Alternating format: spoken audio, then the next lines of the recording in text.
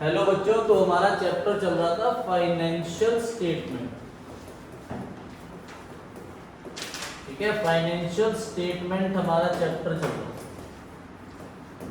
तो आज ना मैं आपको बड़ी इंपॉर्टेंट चीज सिखाऊंगा और ये आपको आगे लाइफ में और 12th के अंदर भी यूज आए। देखो, सबसे इंपॉर्टेंट चीज क्या है कि अगर हम कोई चीज बेच रहे हैं तो उसे नेट सेल्स बोलते हैं। क्या बोलते हैं? Net sales.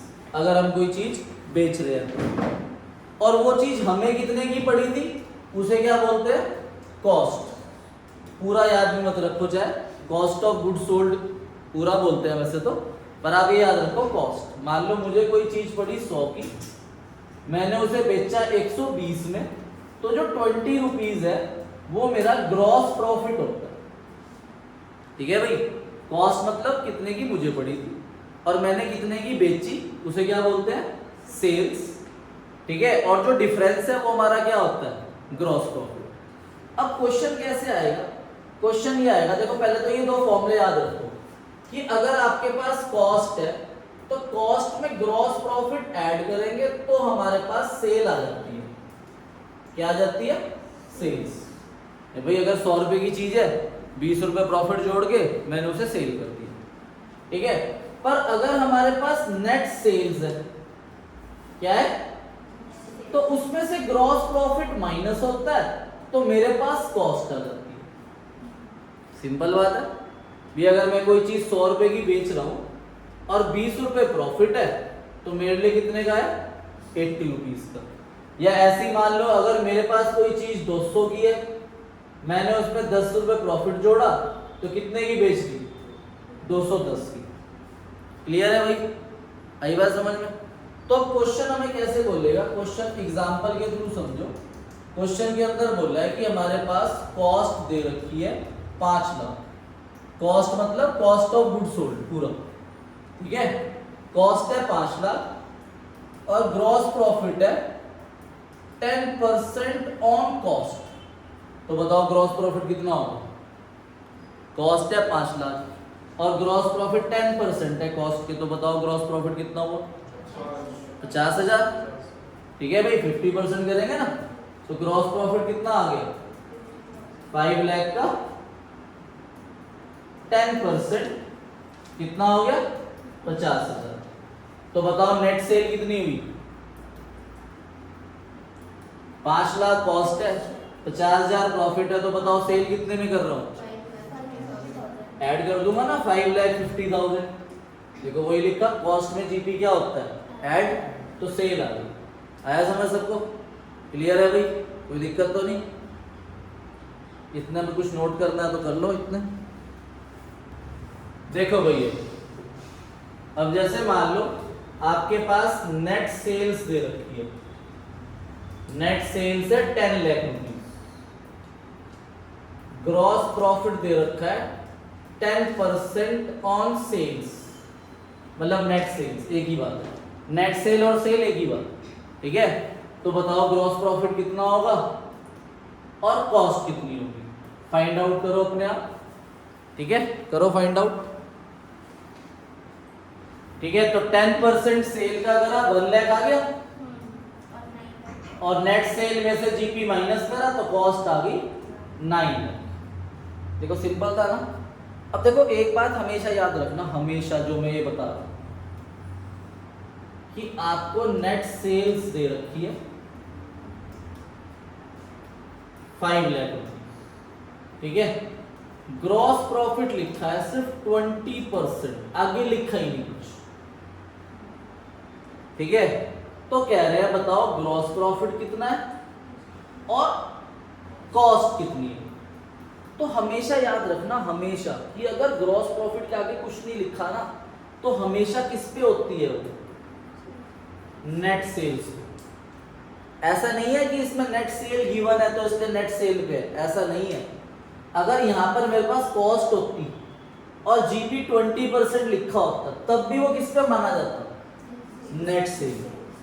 तो अगर ग्रॉस प्रॉफिट दे रखा है 10%, 20%, 30% और वो नहीं बता रखा कि वो कॉस्ट के है या सेल के है, तो हमेशा किस पे? सेल पे। जैसे मैंने ये पिछला क्वेश्चन आपको कराया, इसमें गिवन क्या थी, कॉस्ट, और जीपी 10% किस पे था, लिखा था ना यहाँ पर कॉस्ट। अगर ये नहीं लिखा होता तब भी ये किस पे माना जाता, नेट सेल्स। तो ये सिर्फ इस चैप्टर की अजम्पशन नहीं है, ये पूरे अकाउंट्स की अजम्पशन है कि अगर कॉस्ट हमें गिवन है और जीपी हमें बता ही नहीं रखा किस पे है, तो हमेशा किस पे माना जाएगा, सेल्स पे। तो अभी तक मैंने आपको इजी क्वेश्चन कराया कि हमें गिवन भी क्या थी और जीपी भी किस पे लग रहा था, निकल गया। जैसे यहाँ पर मैंने आपको क्वेश्चन दिया, गिवन क्या है, नेट सेल, जीपी भी किस पे है, सेल पे, निकाल लिया।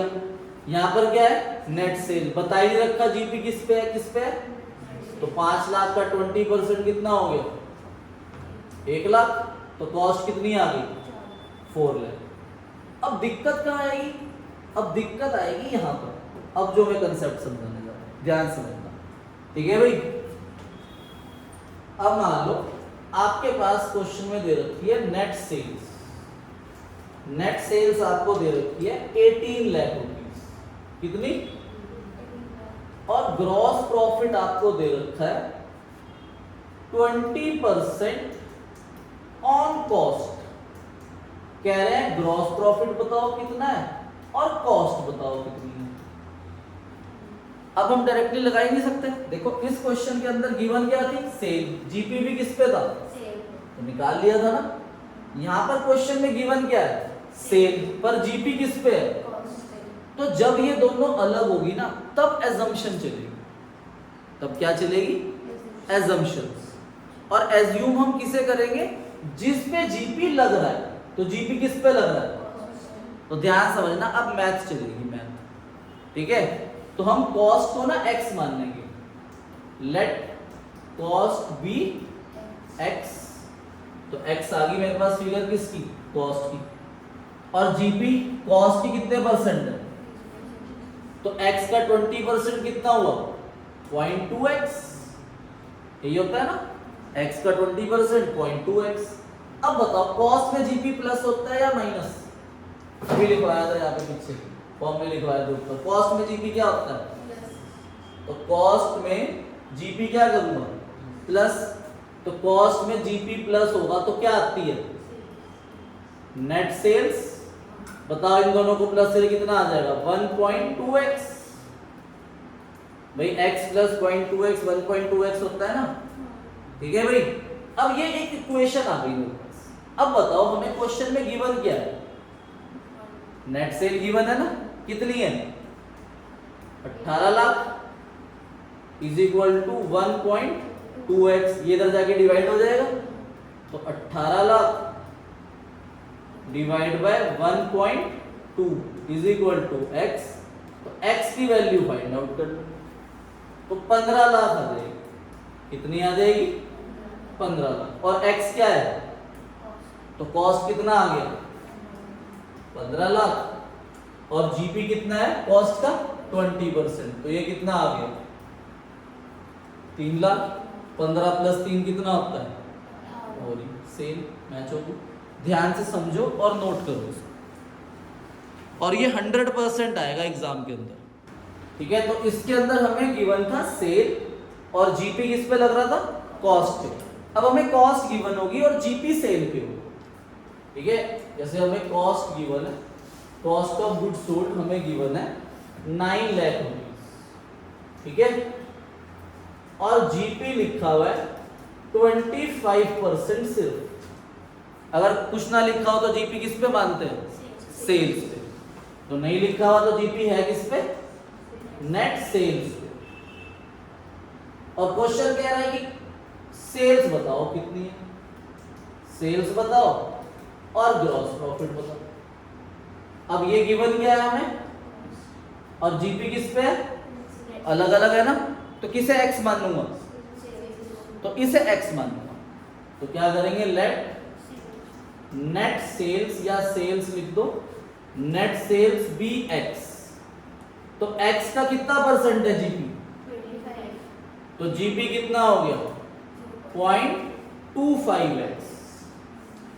अब बताओ सेल में जीपी प्लस होता है या माइनस, ठीक है, ये याद रखना है। कॉस्ट में जीपी प्लस करते हैं तो नेट सेल आता है, नेट सेल में जीपी क्या करते हैं, माइनस करते हैं तो क्या आ जाती है, कॉस्ट। तो कॉस्ट आ गई आपके पास 0.75x, माइनस करेंगे इसको। अब ये इक्वेशन बन गई, कॉस्ट की फिगर रख दो, 9 लाख को डिवाइड कर देंगे 0.75 से, तो x की वैल्यू निकाल लेंगे। x मींस नेट सेल्स आ जाएगी आपकी। तो 9 लाख को 0.75 से डिवाइड कर देंगे, तो 9 लाख डिवाइड बाय 0.75, तो 12 लाख रुपए आ जाएगी सेल। 12 लाख सेल आ गई तो जीपी अपने आप आ जाएगा। ठीक है, 3 लाख रुपए मेरे पास ग्रॉस प्रॉफिट हो गया। 12 लाख का कितना परसेंट, 25%। देखो भाई ध्यान से, ये तो आपको टॉपिक क्लियर हो गया। सबसे पहले मैंने आपको कॉस्ट का एक फॉर्मूला लिखवाया था, opening stock plus net purchases plus direct expenses minus closing stock. अगर हमें डायरेक्ट एक्सपेंस गिवन नहीं होते तो हम उसे जीरो मान लेते हैं। एक कॉस्ट का फॉर्मूला ये होता है, तो अब इस कॉस्ट का फॉर्मूला भी यूज होगा और ये कैलकुलेशन भी यूज होगी। ध्यान से देखना, आओ अपनी बुक में क्वेश्चन नंबर 9 पे, क्वेश्चन नंबर 9, इससे ऊपर वाला क्वेश्चन जस्ट, उन्होंने हमें ओपनिंग स्टॉक दे रखा है 4,80,000। ठीक है, ओपनिंग स्टॉक है 4,80,000 रुपीज। ठीक है, नेट परचेजेस मतलब परचेजेस दे रखी है 13,60,000, परचेजेस इज 13,60,000 रुपीज। ठीक है, और सेल दे रखी है 19,50,000, 19,50,000 हमें सेल दे रखी है, और ग्रॉस प्रॉफिट भी दे रखा है हमें। Gross profit is 30% on cost.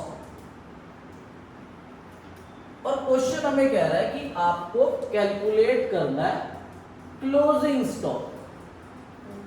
देखो भाई ध्यान से, इधर देखो, अगर मुझे क्लोजिंग स्टॉक फाइंड आउट करना है तो मेरे पास क्या क्या होना चाहिए, कॉस्ट होनी चाहिए, ओपनिंग स्टॉक होना चाहिए, नेट परचेज होनी चाहिए, डायरेक्ट एक्सपेंस नहीं है तो जीरो मान लेंगे। तो ये तीनों चीजें होनी चाहिए ना। देखो ओपनिंग स्टॉक तो है, नेट परचेज भी है, क्या कॉस्ट है, नहीं है ना, पर कॉस्ट के लिए ये दे रखा है हमें। अब इसे ध्यान से पढ़ो, जो भी हमने सीखा। सेल कितनी है, 19,50,000, और जीपी 30% किस पे है, तो मैं कॉस्ट को क्या मानूंगा, एक्स। तो एक्स मान के मैं कॉस्ट की वैल्यू फाइंड आउट कर लूंगा, फिर उस कॉस्ट को भी यहां रख दूंगा। तो सब कुछ रखने के बाद मैं क्लोजिंग स्टॉक फाइंड आउट कर लूँ। तो करो मेरे साथ साथ आप लोग भी। तो सबसे पहले हम क्या करते हैं, let cost be X, cost को एक्स मान लेते हैं। तो जीपी हमारा है कॉस्ट का 30%, तो 0.3x हो गया मेरे पास जीपी। तो कॉस्ट में जीपी प्लस होता है तो हमारे पास नेट सेल्स आ जाती है, जो कि हो जाएगी 1.3x। अब ये मेरे पास एक इक्वेशन आ गई, net sale is equal to 1.3x। अब नेट सेल क्वेश्चन में हमें गिवन है 19,50,000, उसको मैं इससे डिवाइड कर दूंगा 1.3 से, तो x मतलब कॉस्ट की वैल्यू फाइंड आउट कर दूंगा।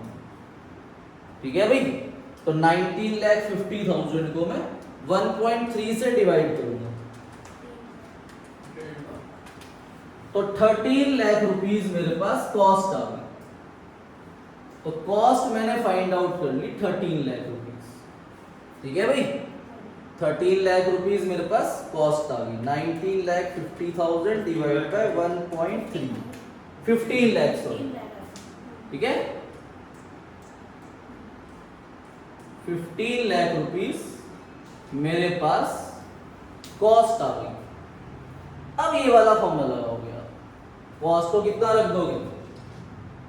ठीक है, अब ये वाला फॉर्मूला आएगा, cost is equal to 15 lakh rupees. अब ये फॉर्मूला आएगा, कॉस्ट रख देंगे 15 लाख, ओपनिंग स्टॉक है हमारे पास 4,80,000, ठीक है। नेट परचेज हमारे पास है 13,60,000 प्लस डायरेक्ट एक्सपेंस 0 है। क्लोजिंग स्टॉक की वैल्यू हम फाइंड आउट कर लेंगे, ठीक है बेटा। इसे प्लस माइनस करो और क्लोजिंग स्टॉक की वैल्यू बताओ, ठीक है बच्चों, समझ आया। तो हमारे पास में प्लस माइनस है, क्लोजिंग स्टॉक की वैल्यू कितनी आ गई 3,40,000 रुपीज हमारे पास क्लोजिंग स्टॉक। तो दो टाइप से क्वेश्चन आ सकते हैं। तो ये क्वेश्चन अगर आएगा तो 3 मार्क्स में आपके एग्जाम में मिलेगा, ठीक है। और जो हमने कल पढ़े थे कॉस्ट ऑफ गुड्स सोल्ड के बड़े फॉर्मूले वाले क्वेश्चन, वो भी 3 मार्क्स में आ सकते हैं। और अभी जो हमने ये वाले क्वेश्चन करे ये 1 मार्क्स के एमसीक्यू में भी आ सकते हैं। तो ये आपका चैप्टर कम से कम 6 to 8 मार्क्स का है एग्जाम में। अब इसके अंदर आपका दूसरा टॉपिक है ऑपरेटिंग प्रॉफिट। अभी हम ना सिर्फ पहले प्रॉफिट पे आए, अभी तक हमने सिर्फ कौन सा प्रॉफिट निकालना सीखा। अभी हमें निकालना सीखना है ऑपरेटिंग प्रॉफिट, फिर हम निकालने सीखेंगे नेट प्रॉफिट, फिर ये चैप्टर आपका ओवर हो जाएगा। तो मंडे को जो हमारा टॉपिक चलेगा वो ऑपरेटिंग प्रॉफिट का चलेगा, ठीक है। तो अभी होमवर्क लिख लो आप अपना। तो होमवर्क में आपके पास क्वेश्चन आ जाएंगे, नई बुक के अकॉर्डिंगली बोल रहा हूं मैं, क्वेश्चन नंबर 6 से लेकर क्वेश्चन नंबर 11 तक, ठीक है। 6 से लेकर 11 तक करने हैं आपको होमवर्क में, और इलस्ट्रेशन कोई नहीं है। तो अपना सारा होमवर्क कंप्लीट कर लेना, लेक्चर नंबर 1, 2 और 3 जो आज अपलोड है वो भी कर लेना। और फिर मैं आपकी मंडे को पहले प्रॉब्लम्स लूंगा, फिर ये चैप्टर हम खत्म करेंगे, ठीक है। अब छोटा सा टॉपिक ही रह गया इस चैप्टर का। ओके बच्चों, मिलते हैं, बाय बाय।